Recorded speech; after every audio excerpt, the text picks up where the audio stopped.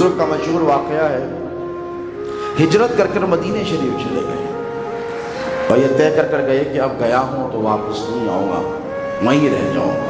اور حضور کا ارشاد بھی ہے کہ اگر تیرے پاس استطاعت ہے، یعنی اتنی حیثیت ہے تیری کہ تو سب چھوڑ چھاڑ کر مدینہ آ کر رہ سکتا تو آ، اور آ کر میرے شہر میں مر جا، بقیع میں دفن ہو جا۔ حضور کا ارشاد مبارک۔ تو یہ سوچ ساچ کر وہ جب چلے گئے، بہت دنوں بعد انہوں نے خواب دیکھا، اور خواب میں اکثر میرے پیر و مرشد شہزادہ غوث اعظم قدس اللہ سرہ العزیز فرمایا کرتے تھے یہ واقعہ کہ اس نے خواب دیکھا، اس بزرگ نے، انہوں نے کہ فرشتے آسمانوں سے اترے ہیں اور ان کے ہاتھوں میں میتیں ہیں، اور بقیع شریف میں اترے اور اتر کر خبریں کھودنے لگے۔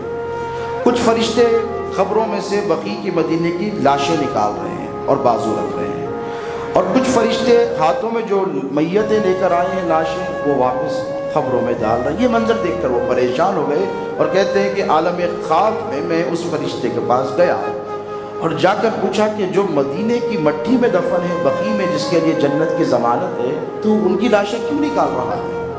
کیوں نکال رہا ہے؟ اسے یہاں رہنے دے، اور نئی لاشیں لا کر یہ کیوں ڈال رہا ہے؟ تو ایک فرشتے نے جو یہ عمل کر رہا تھا اس نے کہا کہ بات اتنی سی ہے کہ یہ رہتا تو مدینے میں تھا، بستا تو مدینے میں تھا، لیکن اس کا سارا دل اور دھیان اور دماغ اس کے وطن میں تھا، اس کا دل مدینے میں نہیں تھا۔ اسی لیے جس کا دل مدینے میں نہیں تھا ہم اس کی میتوں کو نکال رہے ہیں، اور یہ کس کی میتیں ڈال رہے ہو خبروں میں؟ تو کہا یہ رہتے کہیں اور تھے، دنیا کے کسی اور حصے میں رہتے تھے، لیکن مرے تو مدینے کی تمنا میں مرے، مدینے کی آرزو میں مرے ہیں، بقیع کی آرزو میں مرے ہیں۔ تو ہمارا کام یہ اللہ فرماتا ہے کہ وہ جو میرے محبوب کے شہر کی تمنا میں مرے ہیں، دل میں خواہش لے کر، ان کی لاشوں کو لاؤ اور بقیع میں ڈال دو، اور جو مدینے میں رہ کر دنیا کی تمنا میں تھے ان کو یہاں سے نکال دو۔ اللہ قادر ہے کہ نہیں قادر؟